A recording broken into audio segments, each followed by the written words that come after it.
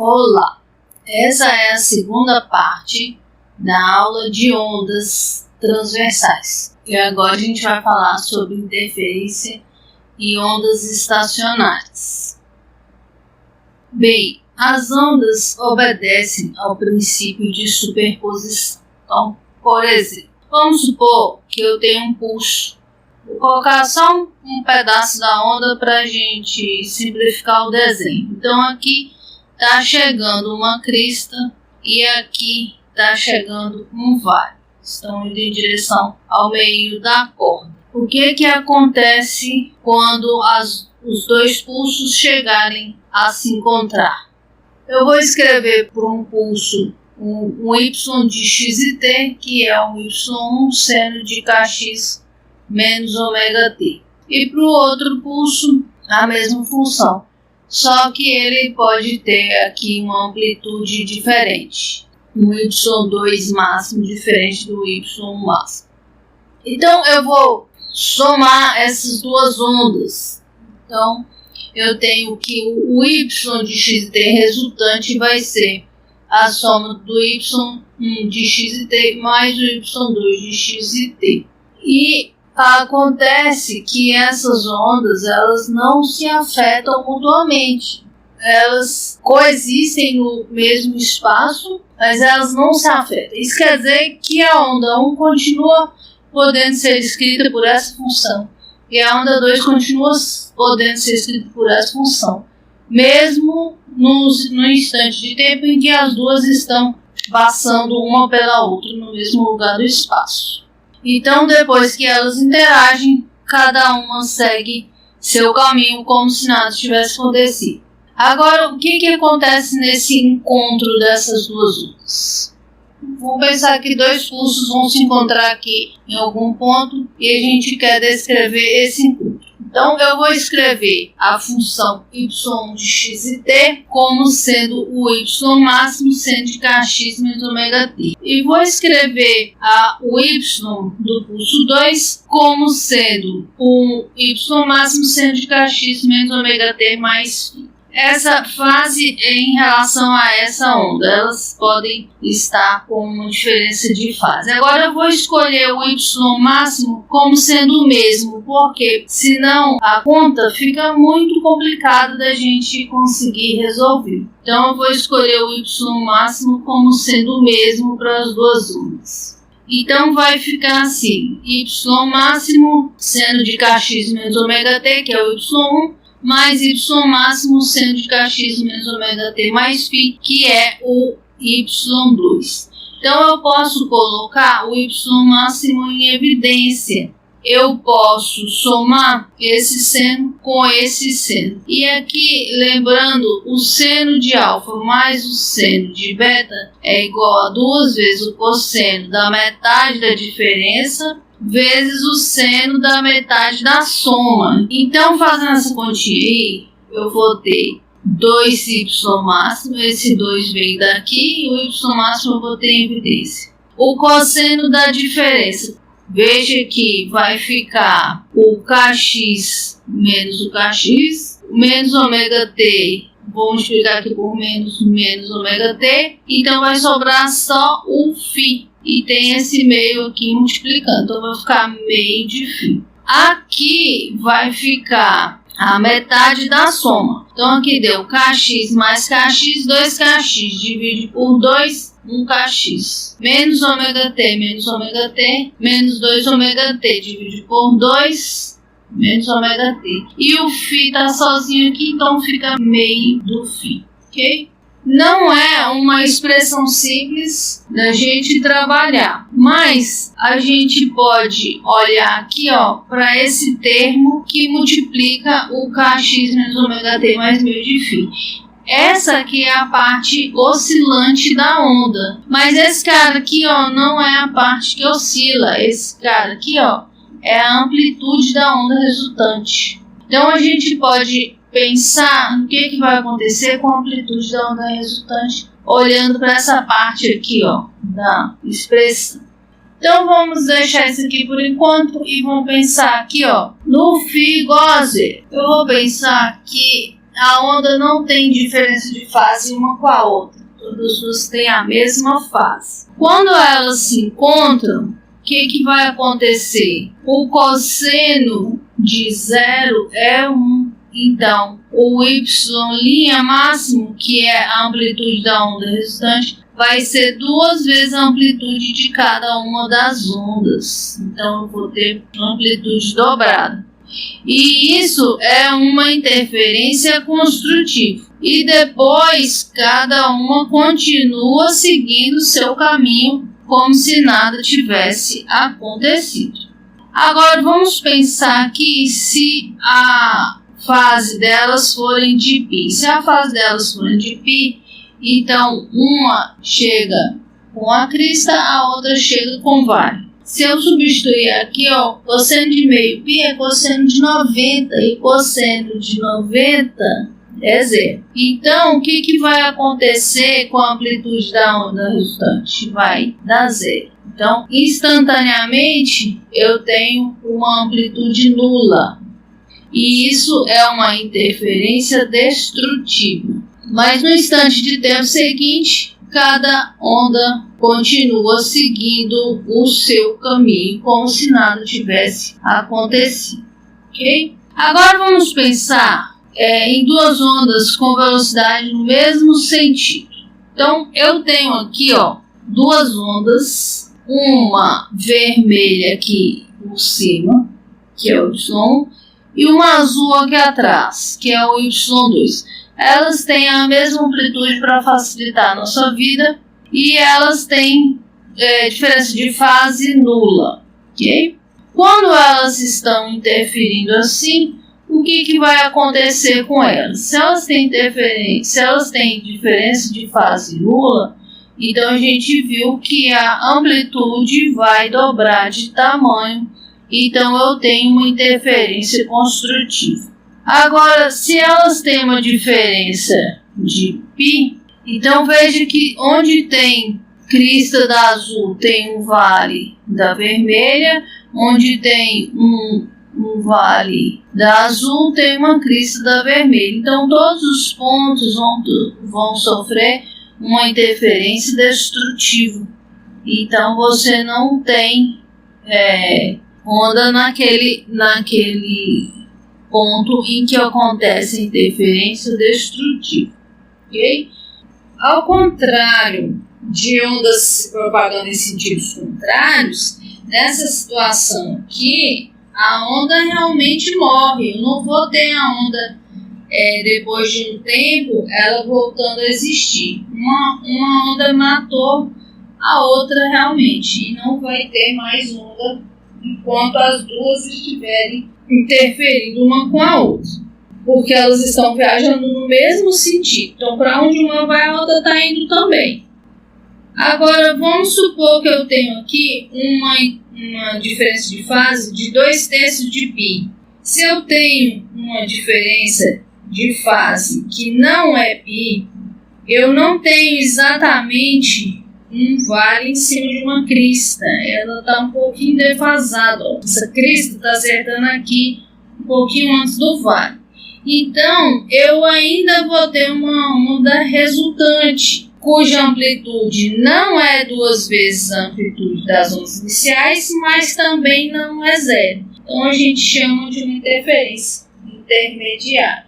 Okay? Agora, vamos pensar nas ondas viajando em sentidos contrários. Então, uma onda está chegando e a outra está indo. O que vai acontecer? Nesse instante de tempo aqui, eu tenho crista com crista, vale com vale. Então, a gente vai ter, nesse momento, t igual a 0, uma interferência construtiva. Ok?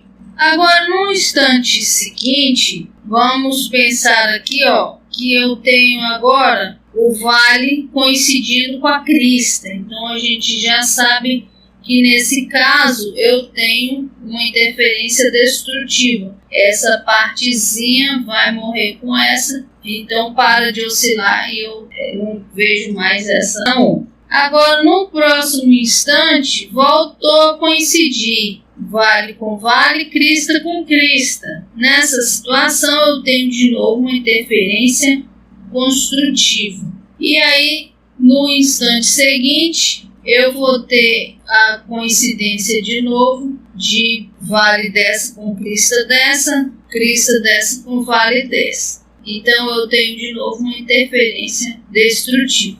Então, veja que à medida em que o tempo vai passando, eu vou ter momentos de interferência construtiva, momentos de interferência destrutiva, momentos de interferência construtiva e destrutiva que vão alternando à medida que o tempo vai passando. Então, aqui de novo, quando eu terminei de completar um ciclo, quando o tempo é igual ao período, então eu volto na situação inicial e isso vai se repetindo à medida que o tempo vai passando. Então, vamos fazer a interferência com as duas funções das duas ondas em sentidos contrários. Para descrever a onda em sentido contrário, eu vou colocar aqui,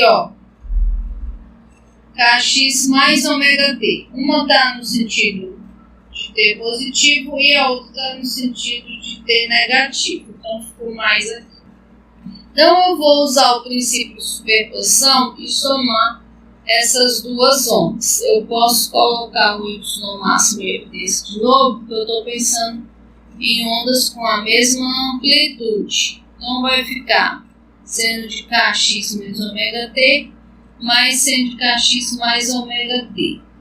De novo, eu vou usar aquela propriedade do seno de alfa mais seno de beta, que é 2 cosseno da metade da diferença, seno da metade da soma. Então, quando eu somar esse com esse, vai ficar menos ômega t mais ômega t, vai sobrar 2kx, multiplicado por meio da seno de kx. Quando eu fizer a diferença, esse cara menos esse cara, vai dar 2 ômega t, dividido por meio, que é daqui, fica cosseno de ômega t.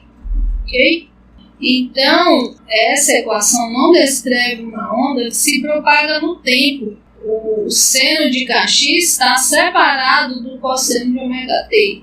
Ela oscila no tempo com determinados pontos fixos e pontos oscilantes. O termo kx dá forma para onda e o termo cosseno de ômega t mostra as oscilações no tempo, como ela se comporta no tempo. Então, vai ficar uma coisa assim. Aqui eu tenho uma corda elástica presa aqui no dinamômetro e aqui eu tenho um motorzinho que faz essa pontinha aqui oscilar. Ok?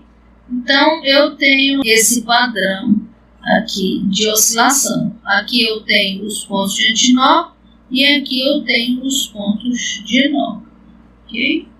Então, ao longo do tempo, eu vou ver esses padrões se repetindo. Eu vou ter o y' máximo igual a 2y máximo seno de kx, onde k é 2π dividido por lambda. Então, eu tenho aqui pontos em que os elementos vão oscilar com uma amplitude de 2y máximo, que é onde a gente chama de pontos de antinó. E a gente tem esses pontinhos aqui, que são pontinhos fixos, que eles não oscilam. Então, eles são os pontos de nó.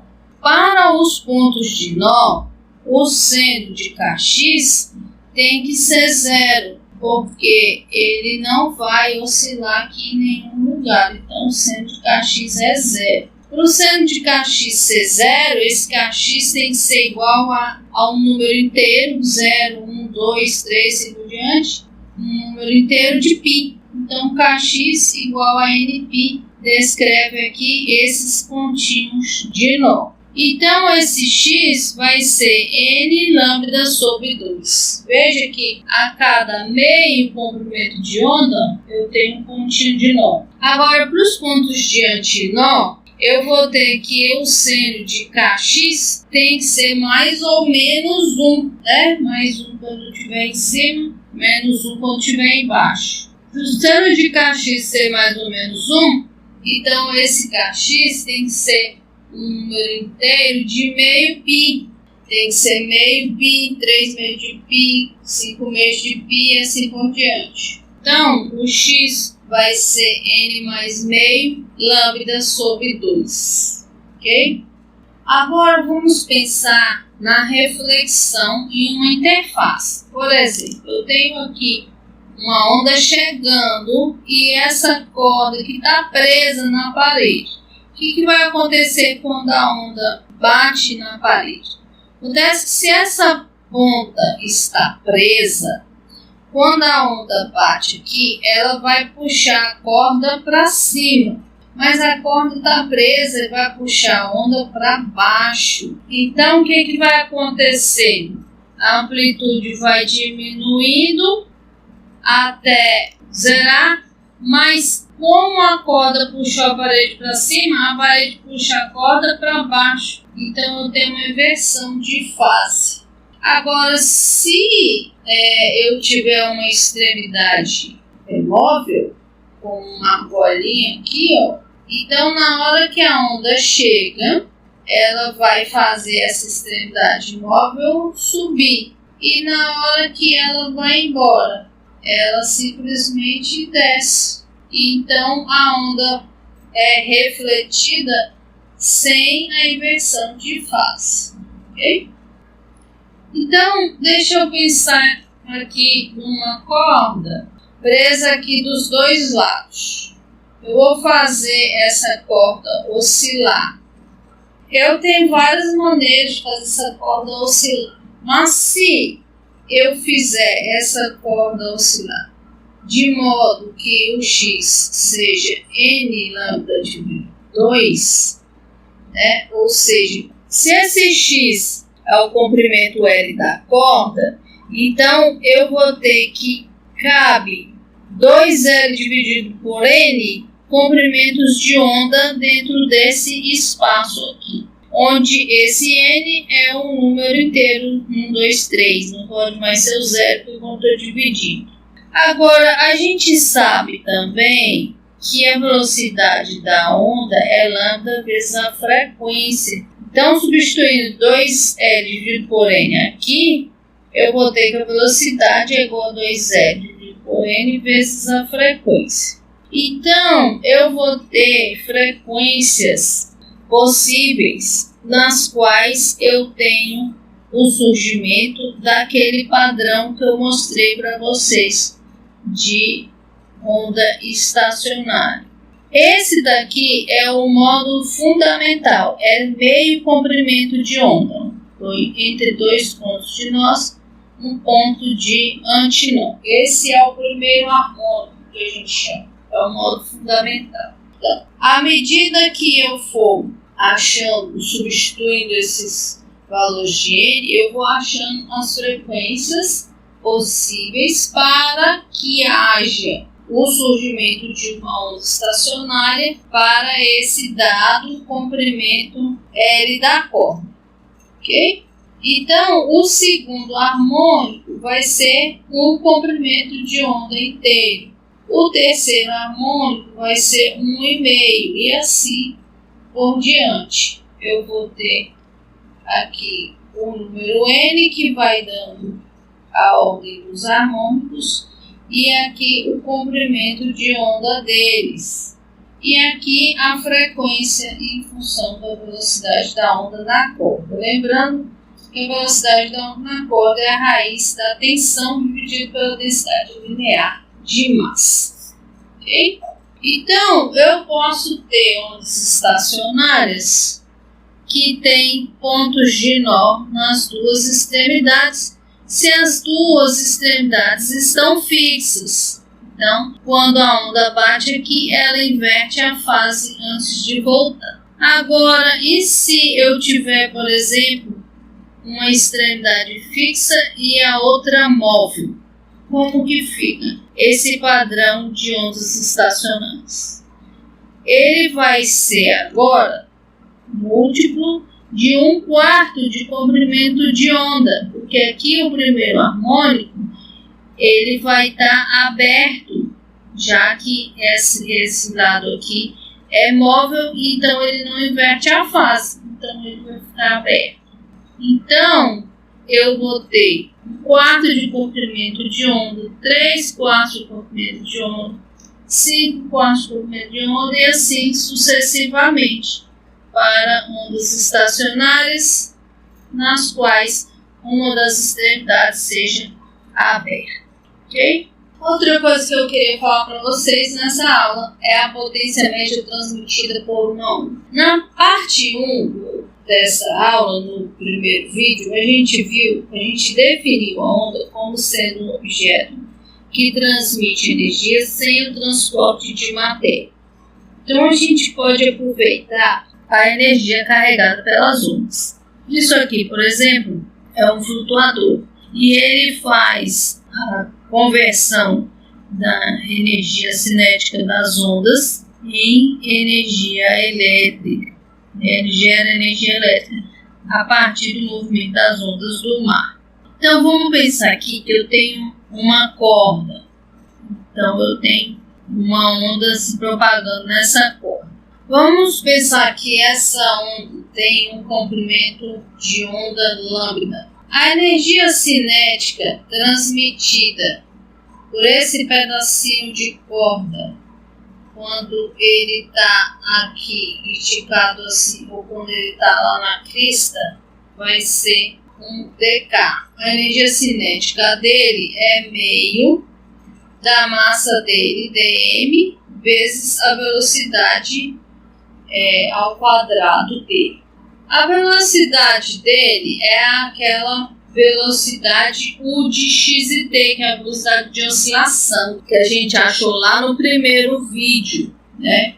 Menos ômega y m cosseno de kx menos ômega t.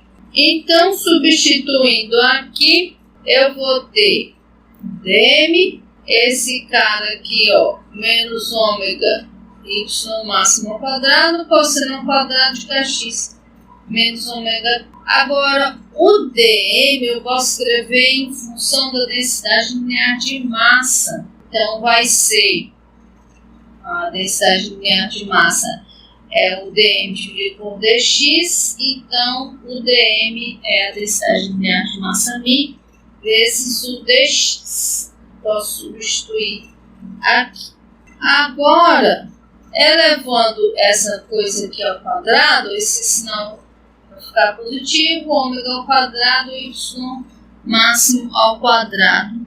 Agora, a potência é a derivada da energia em função do tempo. Então, eu vou dividir todo mundo por dt.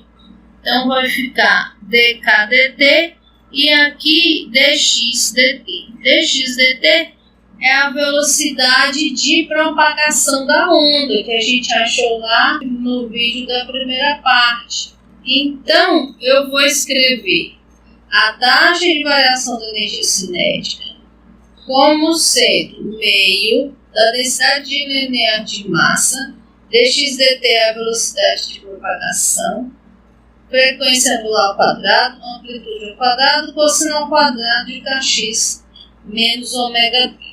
Agora, a função cosseno é a única parte dessa expressão aqui que varia no tempo. Agora, qual que é a média do cosseno ao quadrado no tempo? A média do cosseno ao quadrado é meio, porque o valor máximo é 1 e o valor mínimo é 0. Se ele está ao quadrado, menos 1 fica positivo. Então, o valor mínimo é 0. Então, se o valor máximo é 0 dividido por 2, eu tenho que o valor médio de cosseno ao quadrado é meio. Meio do cosseno ao quadrado vezes meio, que já estava lá, 1/4. Então, a taxa de variação da energia cinética média é 1/4 da densidade linear de massa, velocidade de propagação, frequência angular ao quadrado, amplitude ao quadrado, que vai ser também a taxa de variação média da energia potencial da onda. ok? Não vou mostrar para vocês, mas essas duas taxas são iguais, não tem por que serem diferentes. Então, a potência média, que é a taxa de variação da energia total, que vai ser a taxa de variação da energia cinética mais a taxa de variação da energia potencial, é meio da densidade linear de massa, velocidade de propagação, frequência angular ao quadrado, amplitude ao quadrado, ok? Agora deixa eu falar para vocês a respeito da equação de onda. Essa equação é muito importante, principalmente para quem vai fazer Física 4. Vamos pensar na onda se propagando numa corda, só para facilitar o nosso raciocínio, mas o resultado vai ser geral. Então eu tenho aqui uma onda propagando numa corda e eu vou pensar aqui num pedacinho qualquer aqui dessa onda. A gente viu que eu tenho uma força que provoca uma tensão dos dois lados de cada pedacinho da corda. Nesse caso aqui, esse pedacinho está embaixo e a tendência dele é subir. Então ele tem uma aceleração em y para cima.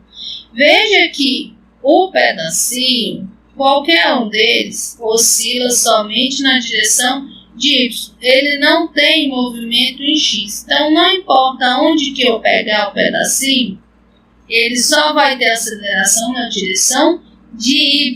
A componente x vai sempre se anular. Então, quando eu fizer somatório de forças igual a massa vezes aceleração, eu vou ter a componente y igual a massa vezes aceleração em y e a componente x é sempre nula, porque não tem movimento na direção de x. O pedacinho oscila sempre na direção de y.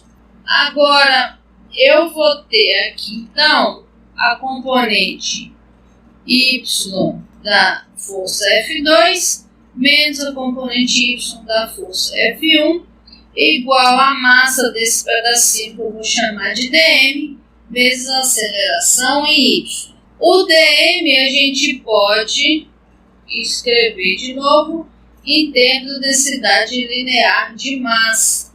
Se o pedacinho tem comprimento L, então o dm vai ser L vezes o μ, que é a densidade linear de massa. O L eu vou chamar de ΔX.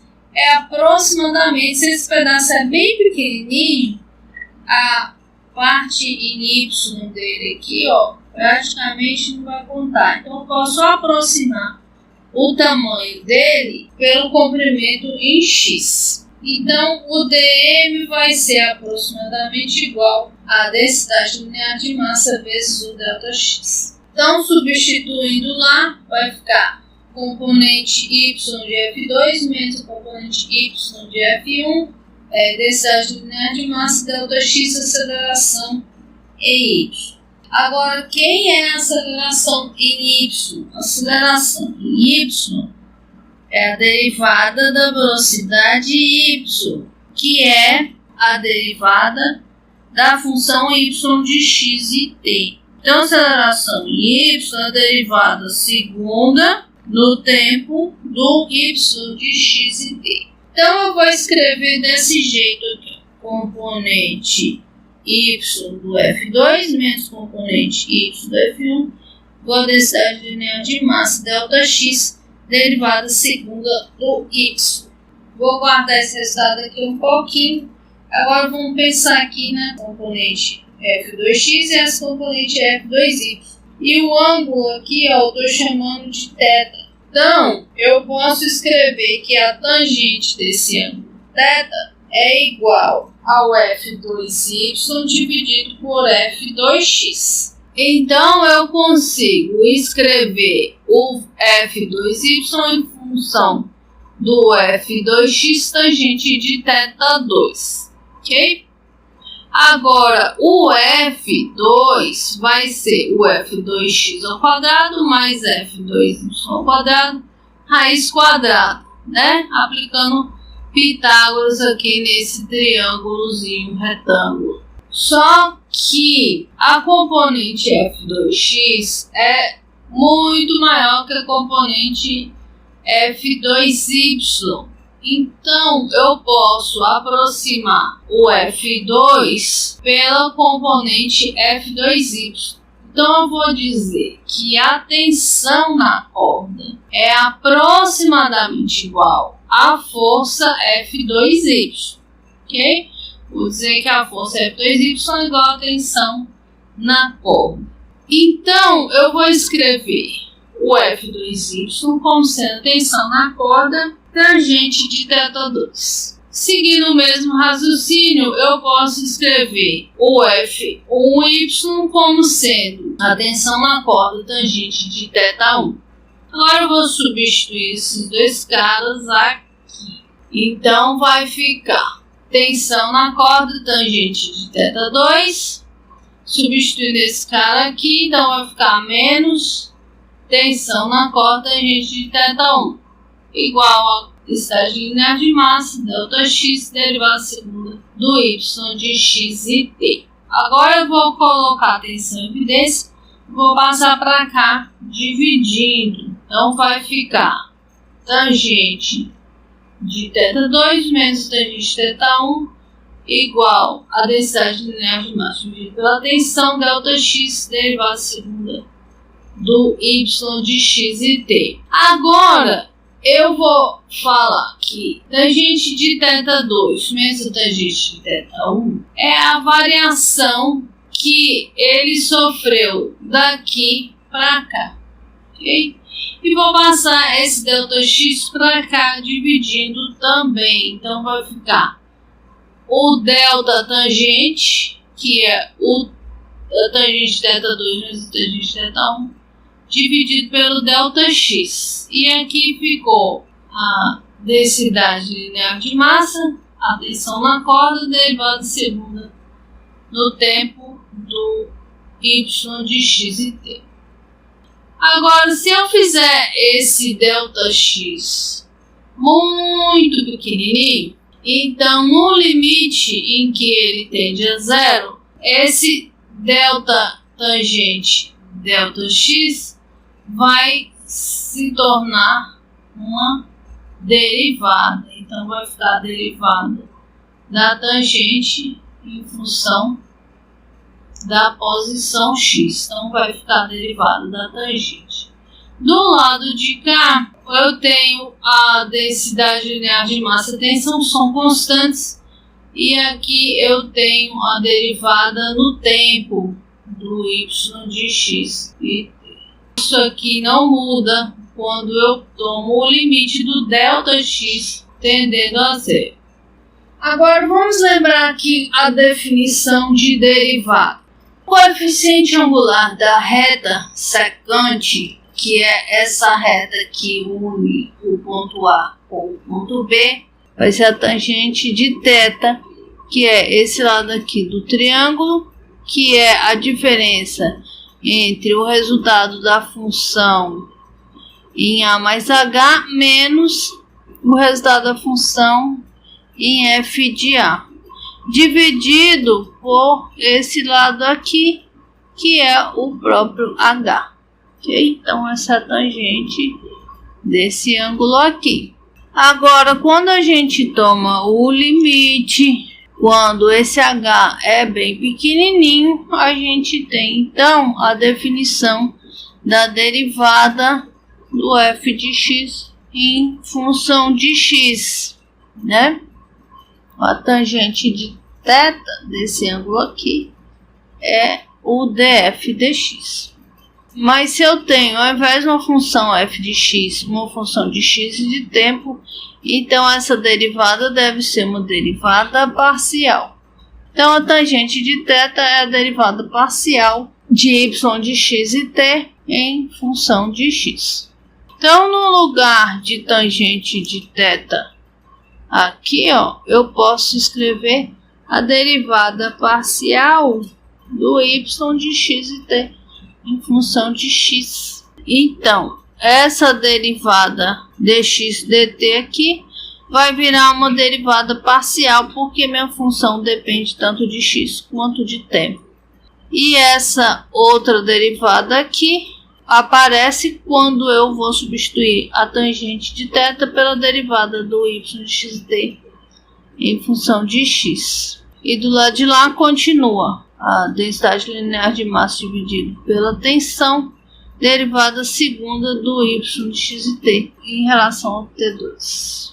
Agora, eu sei que a velocidade de propagação é a raiz da tensão dividido pela densidade linear de massa. Então, isso aqui é 1 sobre a velocidade ao quadrado. Então, eu vou ter a derivada segunda do y de xt em relação a x ao quadrado é igual a 1 sobre a velocidade de propagação da onda ao quadrado, derivada segunda do y de xt em relação a t ao quadrado. Ok? Essa é a equação da onda, é a equação que descreve o movimento ondulatório.